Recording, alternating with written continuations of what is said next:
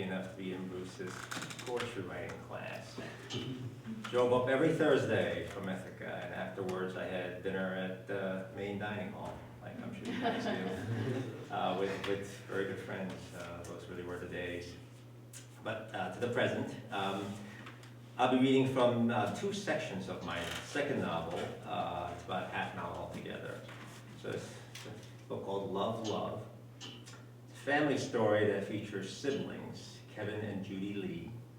Judy is 38 years old, out of work, a bit of a mess. In this chapter, Judy is thinking about her past as she cleans up her apartment. It's kind of an internal chapter. By 4 o'clock, Judy could hardly move. She spent the whole day cleaning up her apartment, even dusting the top of the painting that hung on the living room wall, the one that depicted the back of a girl's head as she looked out through the half-open window and into the yard. It was her first effort using Ek Tempera, the view from her old bedroom, and it wasn't bad, especially the perspective and the use of shadows. At one point, Judy had thought it would be her calling to be a painter of portraits and landscapes and whatever else. To the right of the painting was the door to her closet, and behind that door, languishing in darkness, was an easel, a palette, and half-squeezed tubes of paint in a wooden rack. All she had to do was get them out, set herself up, and start again. Maybe this weekend she would do it. Probably not. The last time the living room looked this nice was probably the week after she and Brian had moved in, 3 years ago. The last item she had unwrapped from the last box was the white ceramic vase that had been handed down to her from her 3 generations of her mother's side of the family. When Judy tried to give it back, her mother knew exactly what her daughter had been thinking. "You won't break it," she said. "How do you know?" "Because this has been through 2 world wars and it will certainly outlast you." It was the best housewarming gift she received. She bought a round wooden stand that fit the bottom lip of the vase. And it was Brian's idea to display the ensemble at the top of the entertainment center so they'd always see it whenever they turned on the television. How infinite and generous her life seemed then to watch her husband delicately set down the vase. It was the beginning of their future together, and she felt as solid as a tank, her happiness indestructible. The vase itself was plain and pedestrian, a foot high with a slender flaring neck and a thick globular bottom, something you could probably find at a discount store for $20. But this particular vase went back 100 years to a little rustic village in Korea, where it had first sat in a corner of her great-grandmother's room. Later, when Judy's mother went into hospice care, the vase was one of the objects she requested, so it was placed on her nightstand, where it would be the last thing she saw before going to sleep, and the first thing she saw when she awoke. Her husband, her mother had said, that your great-grandfather, Min-ho, he would place a new sunflower in that vase every morning for his wife. "That's great," Judy said. She didn't know what else to say to this woman who no longer resembled her mother, but a translucent skeletal representation of her. Like you, Min-ho was a painter, so in wintertime he painted her a new sunflower every day, every single day. A month before her death, her mother had told her all sorts of strange stories like this. And Judy couldn't decide whether they were true or spurious effects of her. In the end, it didn't matter. Later, she would wish she'd either copied the words down in a notebook or, better yet, recorded them on tape. But she ended up doing neither of those things. When it became inevitable that her mother was actually going to die, the last thing Judy wanted was to have hard evidence of those days and nights. It's really something to see a person go this way, to watch her life force slowly ebb away, like the gradual dimming of a light bulb, until it blinked out altogether. It made you want to take a knife to a beautiful flower and lop its head off, shove it into a garbage disposal, and obliterate its existence. Now, as Judy stared at the vase sitting on the middle shelf of her wall unit, the afternoon sun catching a faint blue glaze, she thought of all the misery this contiguous piece of ceramic had witnessed in its lifetime, all the sadness and hardship and death of her family over 2 centuries on 2 continents. The wails and whimpers sliding down its narrow throat and settling down its wide, hungry base. Her eyes moved from the vase to a single index card on the coffee table. On it were 3 sentences. I miss you. I'll always miss you. Where are you now? It wasn't blue ink and it was in her handwriting, though Judy couldn't remember writing it. She found it during her mass cleanup, the note stuck between the pages of an abandoned mystery novel. The piece of paper may have initially acted as a bookmark, but at some point during her reading, its purpose shifted from being a keeper of pages to a beholder of her psyche. She picked it up and looked at it inches away from her eyes, reading the letters one at a time until they became words. She could have written them for her mother. They could have been for Brian, but Judy knew who these were for. 3 years ago, when the little oval on the pregnancy test stick had shown a pair of pink lines, she immediately opened another one and did it again. As she washed her hands in the bathroom sink, she looked at herself in the medicine cabinet mirror and accepted the inevitability that she'd be alone in whatever decision she would now make. She and Brian had been going together for just 3 months, and she couldn't fathom a scenario where this would go well. From the outside, he looked like a solid guy, standing 6 foot tall and with a friendly paunch. But he was fragile inside, both mentally and physically. In his youth, he spent his summer at a sanitarium for attempted suicide. And under stress, his stomach ulcers bled. Father material he was not, and she was no mother either, which was why she'd been on the pill for her entire adult life. And yet somehow a statistical miracle occurred, and now she had to deal with it. He was at work when she rang him, his sales job at Best Buy. Thursdays were his off days, but she'd forgotten he had swapped with a coworker that week. She didn't want to tell him then, but he knew something was up, and the concern in his voice was unmistakable. I'm pregnant, Judy said. She imagined him at that moment, his slouchy posture frozen in front of the grid of widescreen televisions, all broadcasting the same vivid animated feature, the screens dancing in perfect unison as Brian clutched his tiny phone in his hand. She listened to the background noise of the electronics megastore, beeps and dings interspersing a steady drone of a pop tune with its incessant beats. Really, he said, so quietly that she almost didn't catch him. Yes, Judy said. It said only one word, and it said it so mysteriously that all she could do was repeat it. Really? Wait for me, he said, and he hung up. He rushed over, the underarms of his cobalt blue polo shirt darkened with sweat. He hugged her.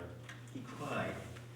To Judy's utter astonishment, he got down on one knee and proposed to her right then and there.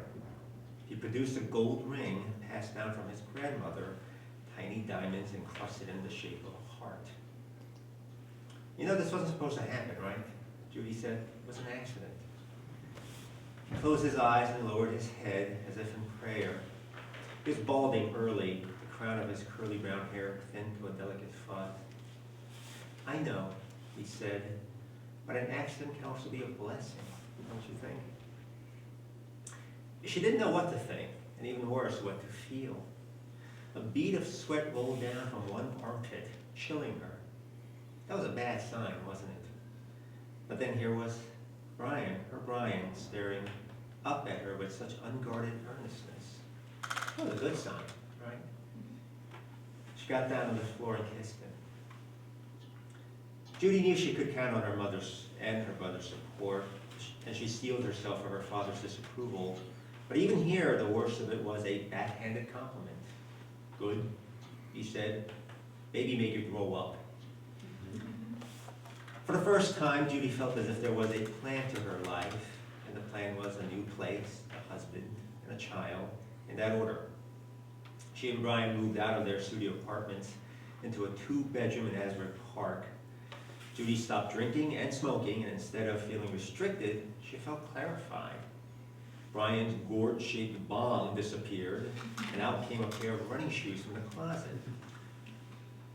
And a managerial position opened up at the store. He wore his freshly dry-cleaned business suit and took the interview. He had never shown such initiative, such energy. And even more impressive was his positivity when he didn't get the promotion. "There'll be others," he told her. And maybe the most amazing thing of all was that she believed him. Brian wasn't the only one changing. As the child grew inside her, Judy too became a sunnier person, someone she had always hoped to be. She took care of herself in a way she never had before, loved herself as she never had before. When she awoke in the morning, her hands traveled down to her belly and felt a warmth emanating from this beautiful secret of a person. Next to her was Brian, mouth ajar and snoring away, her husband-to-be, her mate in this great adventure they were about to undertake. This was her own family, nestled together right here in this bed. At her 12th week checkup, her obstetrician told her in her kindest voice that Judy had suffered a delayed miscarriage. "I don't understand," Judy said. The baby was no longer registering a heartbeat.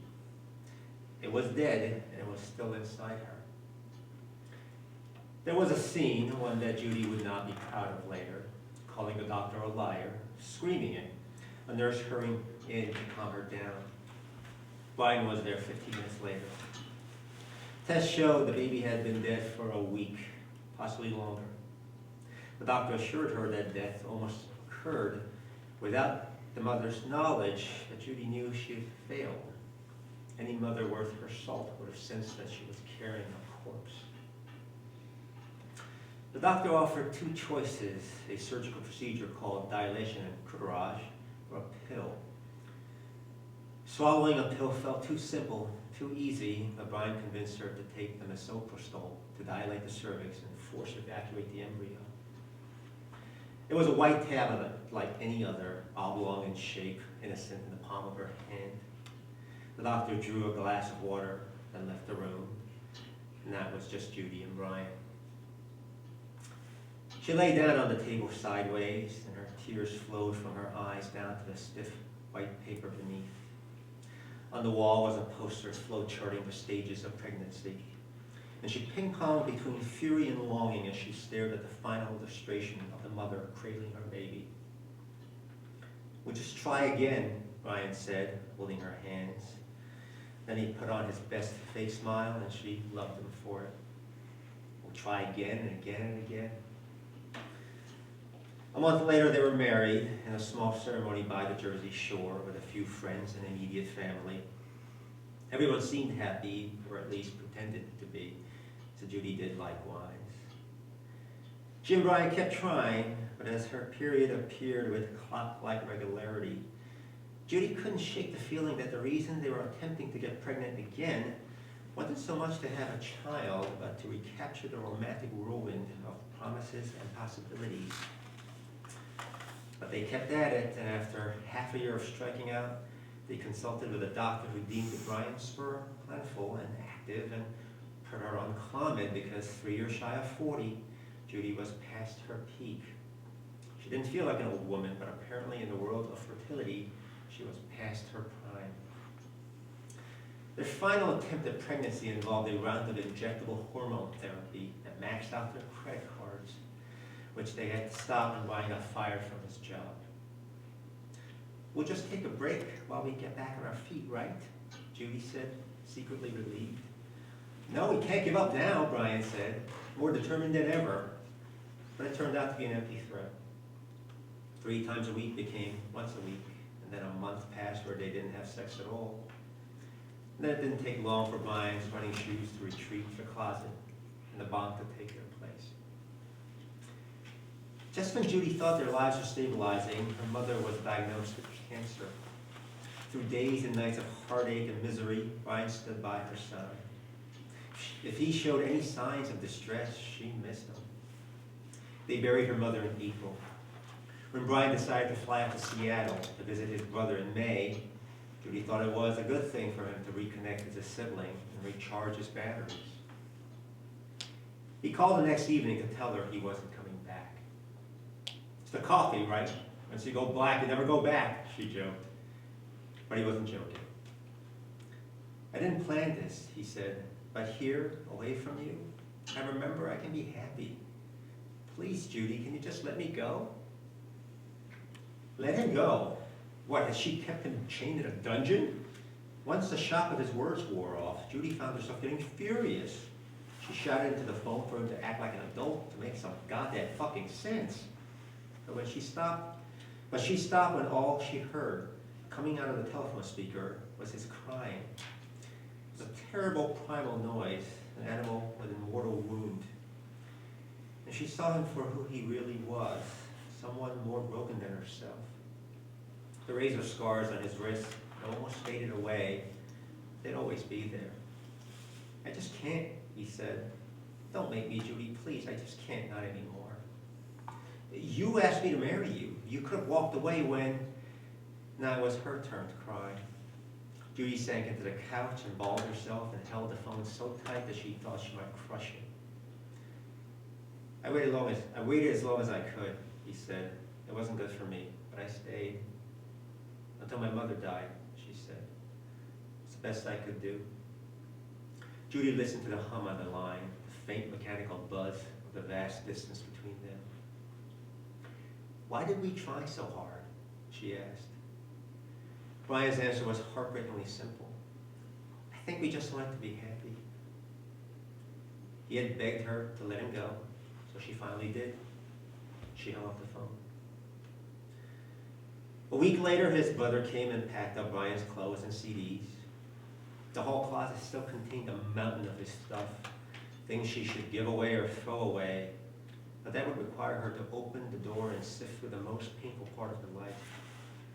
In moments like these, while in remembrance and reflection, Judy could feel the heat of those objects in there, as if they were alive, pulsing like a heartbeat, waiting to be free.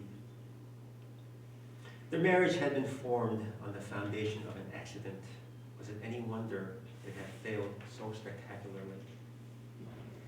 Judy grabbed a pen and wrote the following sentence below the last one on the index card. I don't know where you are, but I am here. What had come out after she took the abortion pill was a bloody golf ball-sized clump of tissue that plumped into the toilet bowl. She suffered through 8 hours of cramps before the embryo was expelled. There was so much blood, and floating inside that unfathomable crimson pool was their child who never was and never would be. They hadn't talked about names, but she had picked out one for each gender, Mason and Abigail. She saved the other name for their next child because she wanted both a boy and a girl. That's what she dreamed in those brighter days. Judy heaved herself up from the couch, marched herself to the bathroom, and stripped. She stepped into the shower and turned it on. The sudden coldness of the water, at first excruciating and then liberating. As the water warmed up, she closed her eyes and lifted her face to the familiar rain. She had 2 hours to get ready for her date with Roger. 2 hours to sequester her shadows into a corner and look askance toward the light. So that's the first section, which was just a barrel of laughs, wasn't it? Yes. So I'm going to fast forward a little bit here, and the next section is shorter and a little more fun. At the end of that chapter I just read, we find out that Judy is getting ready for her first date with Roger Nakamura. That's her ex-coworker. So what happens is that she goes to a restaurant, and Roger doesn't show up for almost 2 hours because his car breaks down. By the time he finally gets there, she's run through a vicious cycle of self-doubt and self-loathing. but she manages to control her anger, possibly because she drinks a lot, more than she should. As dinner ends, feeling tipsy and playful, she suggests that they go to his place, which then she kind of immediately regrets. So that's where we are. Okay.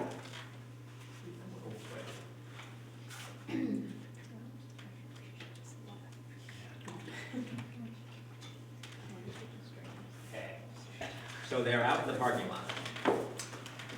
Outside, the chilly air shrank her pleasant round buds.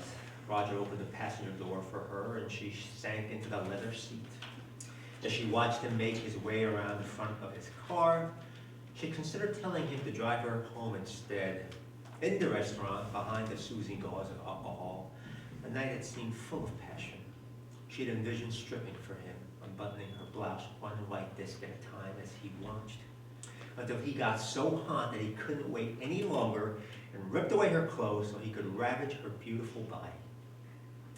Except she wasn't beautiful.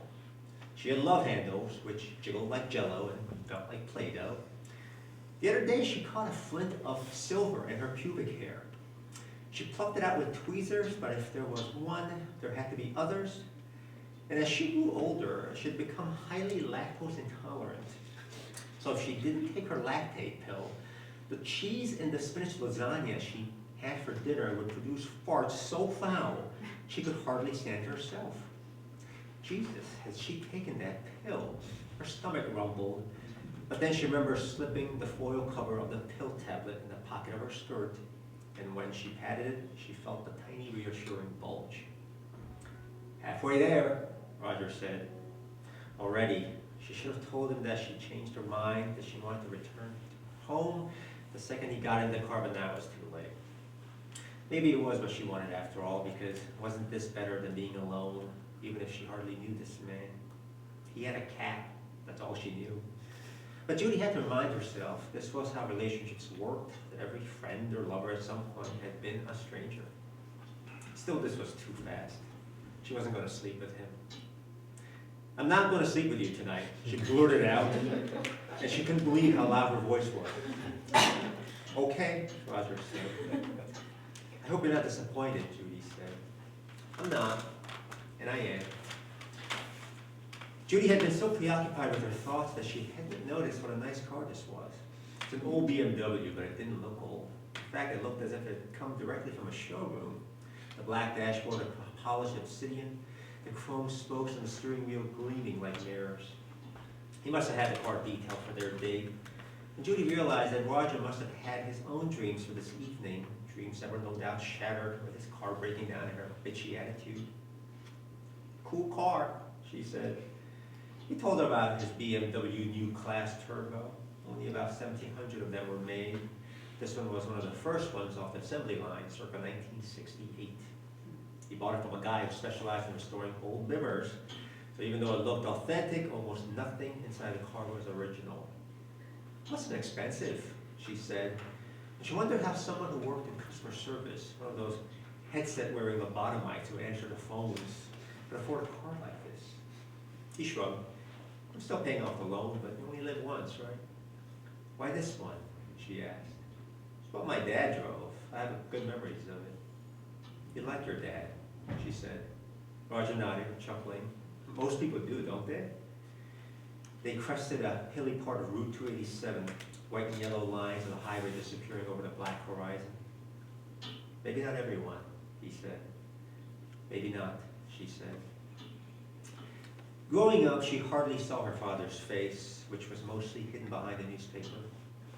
When he spoke, it was to tell her she'd done something wrong, and she'd given him plenty of opportunities, getting arrested for shoplifting, repeating 10th grade, breaking her ankle on prom night when she fell down a flight of stairs. Was it all to get his attention? Her various shrinks throughout the years thought so. Roger lived in a gigantic development of townhouses called The Hills, in a section called Long Meadow. It's like driving through a maze, every corner looking like the one before. Are you sure we're going to your house and not someone else's? She joked. I did get lost a few times at the beginning, Roger said. Now it's home. He unlocked the door and she stepped in. They walked over to the strip of a kitchen where he poured a glass of water from the tap. Judy, beginning to feel the weight of the night, squinted as the fluorescent lights flickered on. Roger handed her a full glass, and she chugged it, the kitchen filling with the sound of gulping water. "I never knew I had such a loud throat," she said. "It's very impressive," he said. She was glad he was still flirting with her, but she wondered how much longer she could stay on her feet. She wanted to keep moving, let momentum drive away the fatigue. So she was grateful when Roger suggested a quick tour of the house. The dining room, which was really just an extension of the kitchen, there were 2 brown placemats and a wooden table, but only one was painted with ring marks and stains. Upstairs, the bathroom shower had no conditioner, just shampoo. Roger's cell phone rang. "One sec," he said, and he spoke rapidly in Japanese. He nudged his bedroom door open and gestured her to enter while he stayed out in the hall, talking on the phone. Judy knew what his room would look like even before she entered. Dark hued sheets, 2 pillows maximum, blinds into the drapes. How many bachelor bedrooms has she seen? 50 was probably a fair guess. All those Spartan bedrooms had been sadly similar in their own way, and she supposed the same could be said about her breed, the aging bachelorette. Roger snapped his cell phone off as he returned to her. "Everything okay?"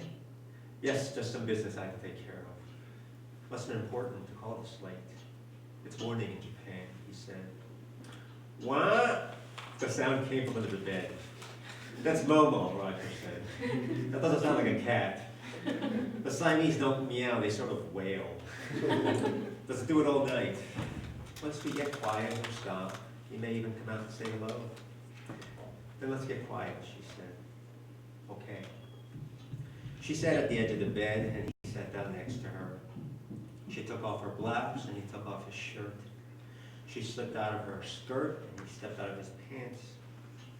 She wasn't looking at him as she rolled off her pantyhose, and he wasn't looking at her as he pulled off his socks. When her left foot accidentally brushed against his right, both of their eyes were drawn to a point of contact. "You have nice toes," Judy said. "Thank you," Roger said, putting his feet together. "Yours are lovely as well." Was this how people got to know one another? Talking about their toes? "On 3, let's look at each other, okay?" Judy said. "All right," Roger said.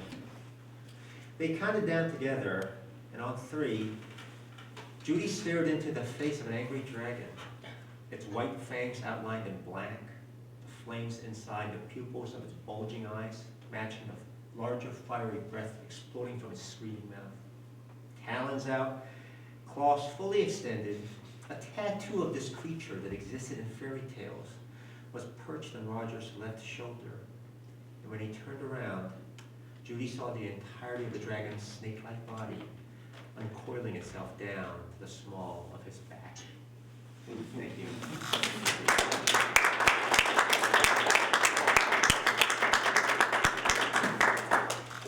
So that's the book, a little portion of it. It's funny, the book goes back and forth. One chapter is from the point of view of Kevin, and then the next chapter is the point of view of Judy. But I've pretty much exclusively read from Judy's portions. And it's strange because she was really not like somebody that I thought would even really be a main character of the novel. Initially I thought this was really Kevin's story because his story is more enticing from like a plot point of view. He's 40 years old and he finds out just now that he was adopted. He thought his parents were his parents and they're not. So then he goes on this journey to kind of find out who he is. While Judy's life is just like, she's got no job, she's really struggling, and she's just trying to find love in some way. But in some strange way, her story turned out to be more interesting, at least for me when I was writing it. Yeah, yeah. Not that Kevin's parts are not interesting, they are. But yeah, yeah. Son, can you say some things about your own development as a writer? You didn't mention specifically, I think the class you took with me was poetry. class. When That's you were an right. undergraduate at Cornell, were you interested in fiction and poetry? I think, I mean, I love poetry, I just never thought I would want to write it or even know how to do it, which is really one of the reasons why I took the class, Right. because when I was in high school, I pretty much just wrote short stories. So you always wrote fiction? Yeah, and I just wrote fiction.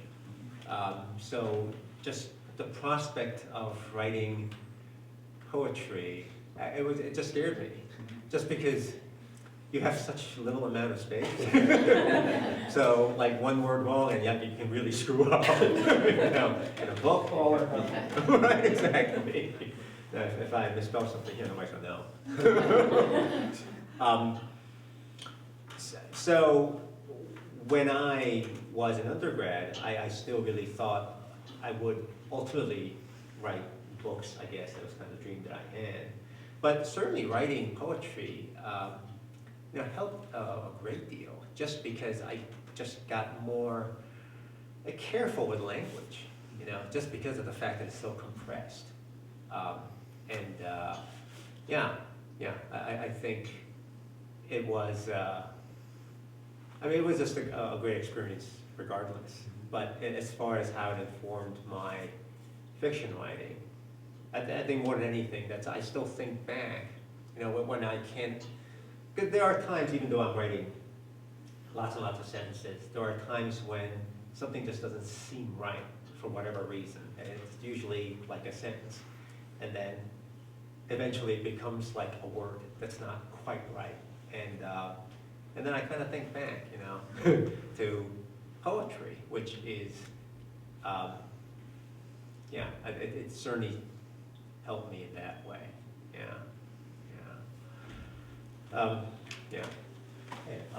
I was just wondering if you could tell us a little bit about like the origin of this novel. Like, what was the germ that started it? That was like the initial idea that grew into this book ultimately.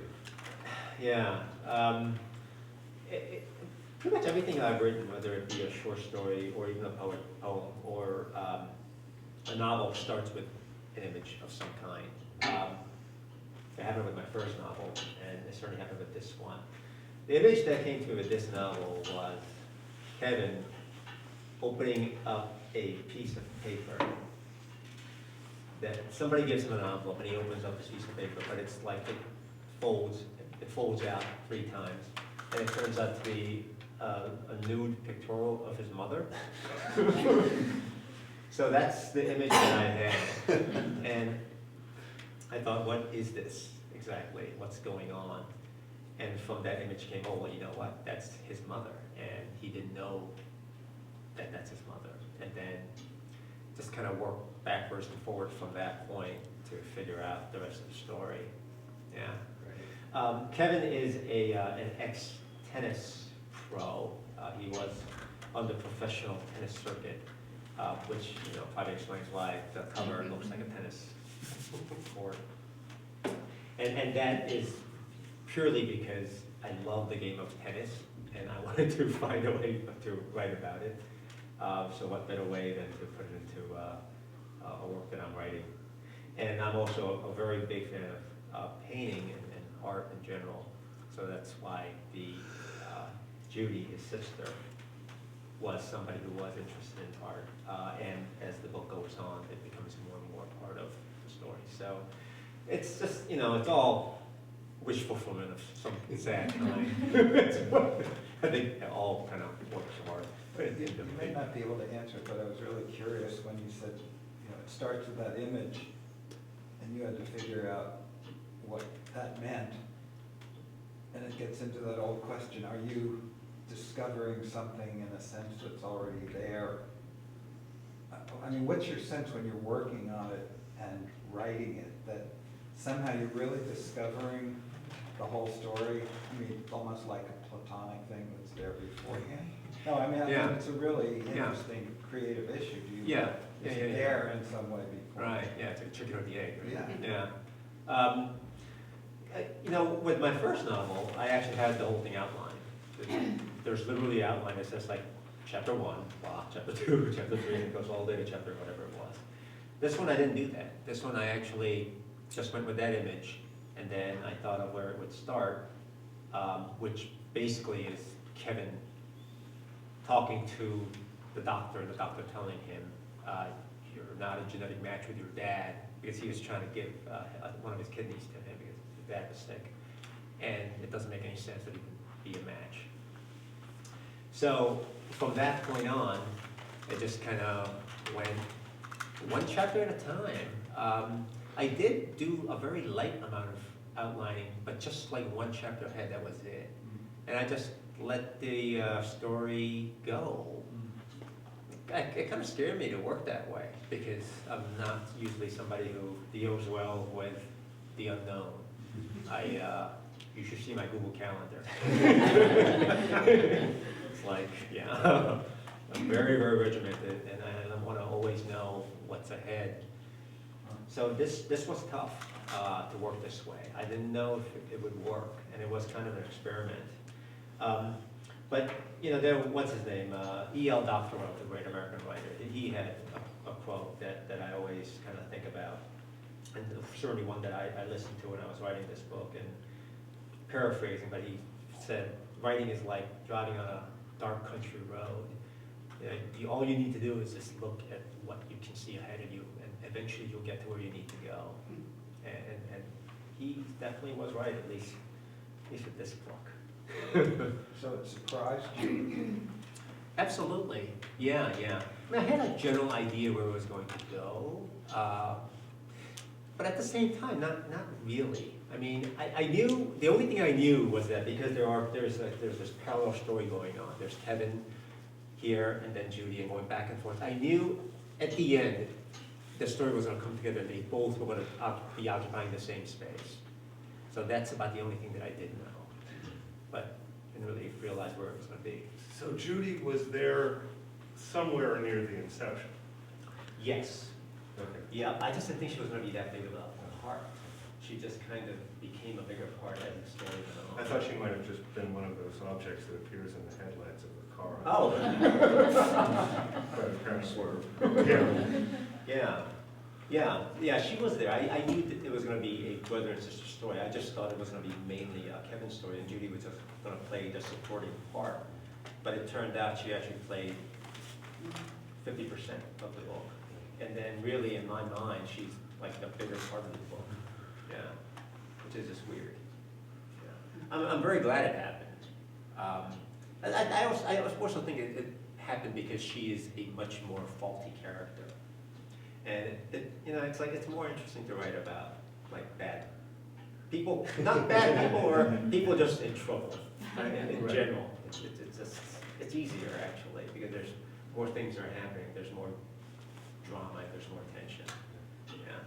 Not that Kevin doesn't get into those things, but he is much more of a more even-keeled person. So, yeah. I guess you have to be a professional tennis player. Right? Yeah. One would think. I don't know. Guess it depends. Unless you're like John McEnroe.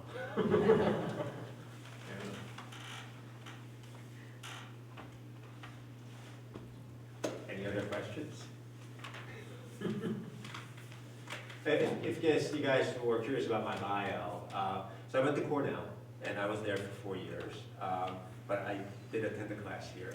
And then afterwards, I actually took time off from school to get a job, and also to fall in love with that wonderful woman right over there, my wife. But then I went back to school. So I went and got my MFA at NYU in New York City. But that was in 2002. Right? I graduated in 94, so 8 years between myself. And I would, if you guys are thinking about going to grad school for writing, I would say taking a little bit of time off is not a bad idea at all. Did I hit a bad spot or a sore spot? I gave that advice like Did the you? day after she got into grad school. No, it could also work just fine. The only reason why you're here, probably, is because you're actually like ahead of, like more mature than I ever was at that point. I think maturity does have a lot to do with it. Yeah. But, yeah, it's a great experience either way, though, really. I mean, for me, the workshop environment, I took every single workshop I could have taken at Cornell and, elsewhere, and certainly that was the main deal at NYU. I mean, it's just a wonderful way to work, and also just to have colleagues that you really keep for the rest of your life. And there are 3-4 people that I still talk to that this manuscript went to 3 of my colleagues at NYU. I was wondering, because going to grad school in New York, you are surrounded, maybe inundated constantly by things you could be doing instead of sitting in your apartment and writing, right?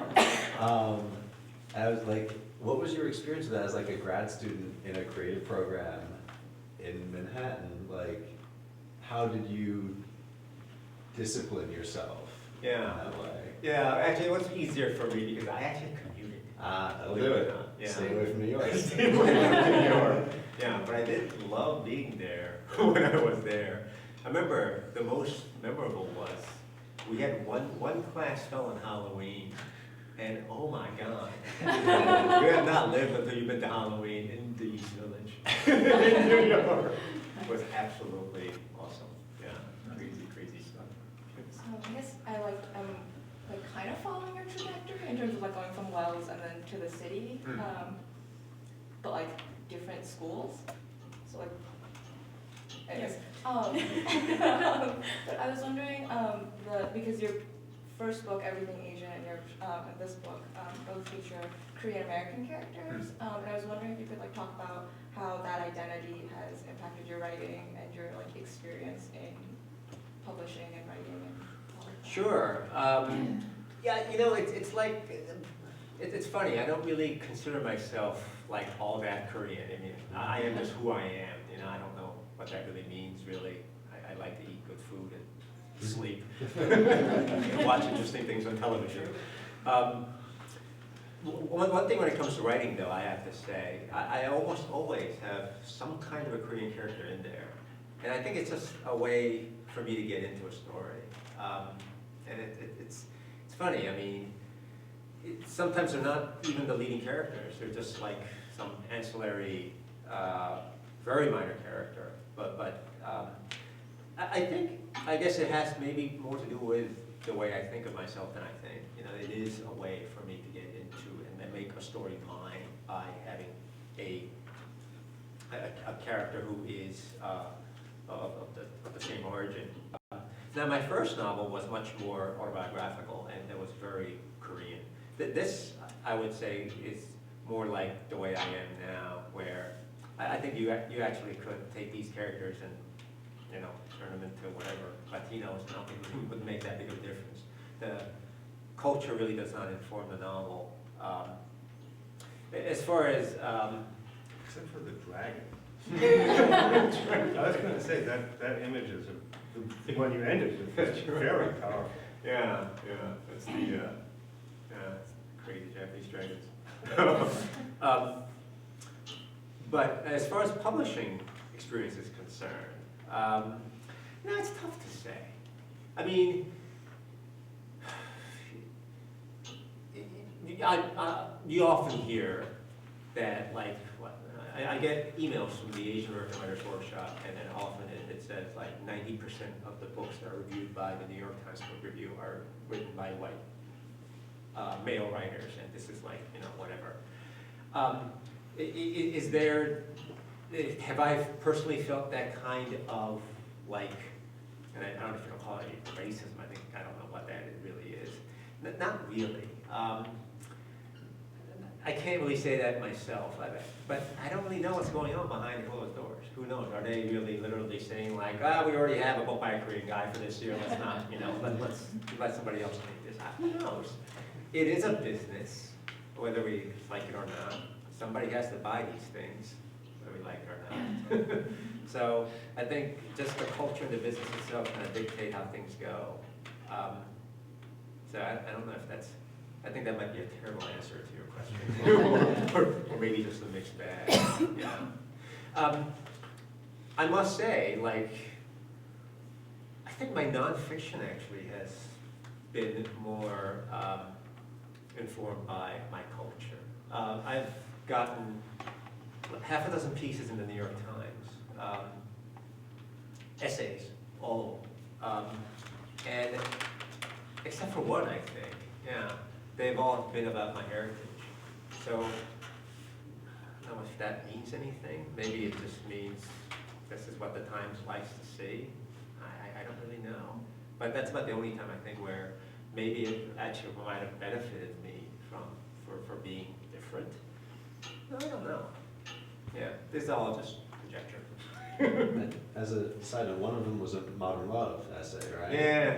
And that was the advanced creative nonfiction workshop is using the modern love assignment as the model for one of their assignments. This Oh, that's semester. great. So, Oh, that's excellent.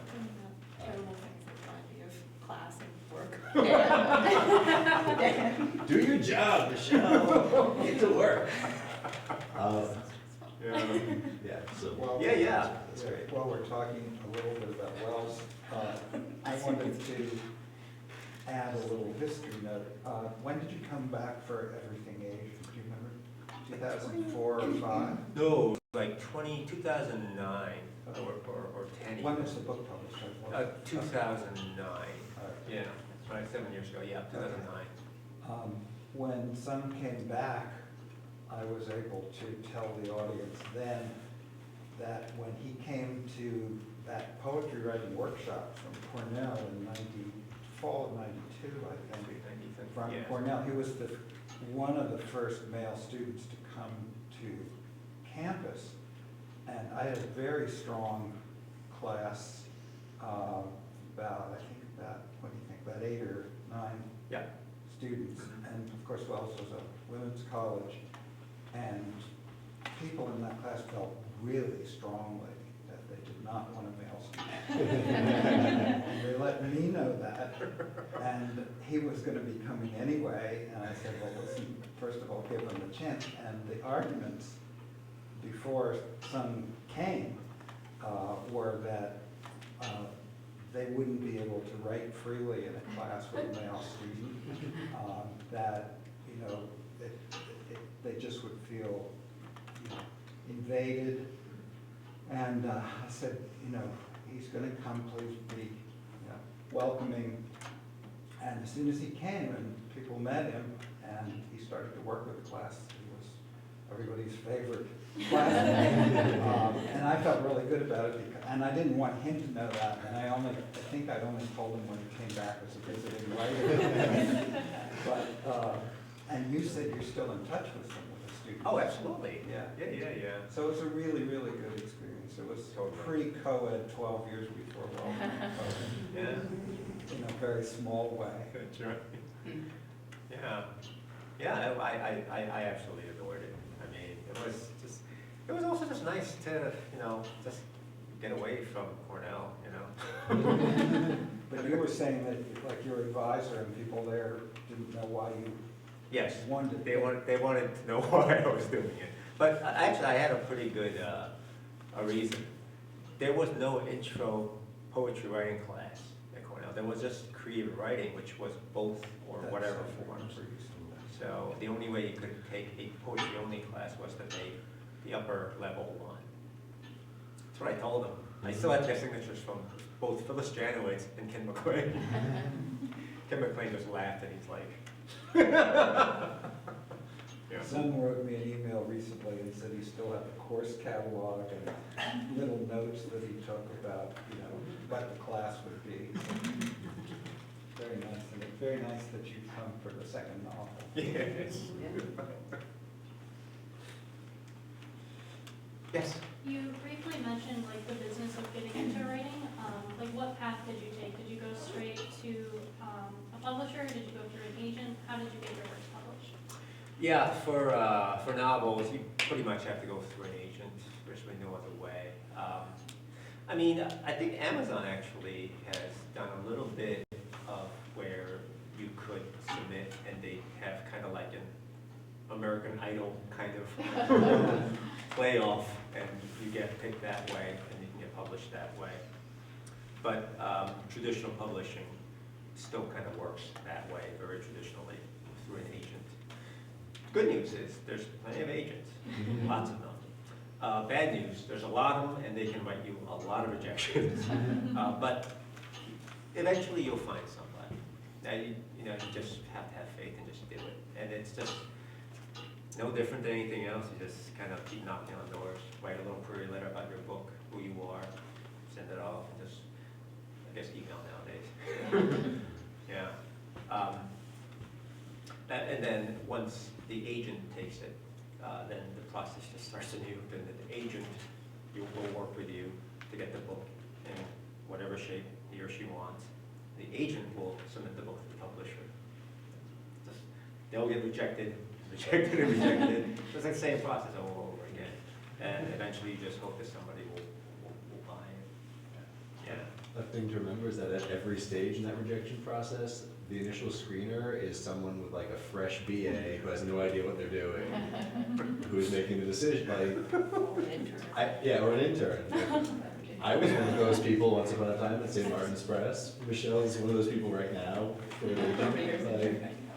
So it is like, when your ego's taking that beating, I think it sometimes helps to remind yourself like, right, but the gatekeepers here are probably not qualified to be gatekeepers. It's okay. Like, no gatekeepers are, right? But it's. Absolutely.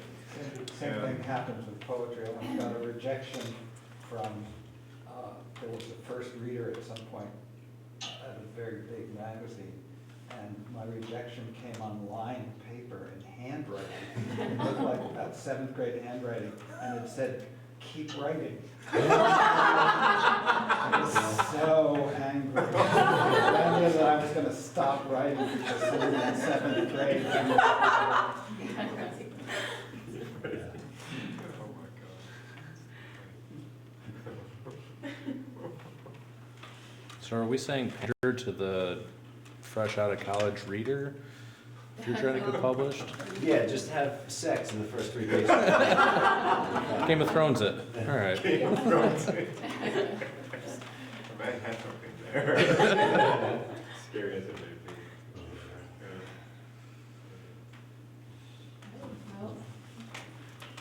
Thank you.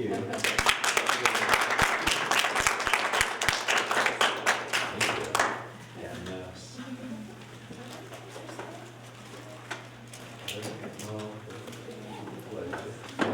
Do you have any books? Not with me, no. Okay. Indeed. But, Oh, yes, take absolutely. some cookies and cider, whatever you want for the Yeah. road. It's just Kevin Gonzalez sent me the New Yorker poem. Is like, How did it get seriously, published? what the serious fuck is How did it this? get published? Did the New Yorker get hacked? Like, okay, the racism side. It's doggerel. It is a piece of garbage poem. And It's a bad poem. which edited? Like Like the head, what is his name? the poetry editor or the head? Can I get you for a picture? Oh, yeah, this is. I'm going. I saw you like my tweet. Did you read it? No, I went to go read it and then I realized it was wrong. No. It's a bad poem. Might have to read this better. But I was thinking about it. It was just about the New York Oh, Times. yes. Even though it's the New York Times. Okay, you got Gotta go to it. Instagram. The New Yorker is just trash. Every, at this point, it's surprising that it doesn't publish. My daughter named her letter goes every season creative nonfiction. You can also bounce it, you can also flash it. Press that button. Okay, ready? 1, 2, 3. It's I love it. always so bad. Maybe not.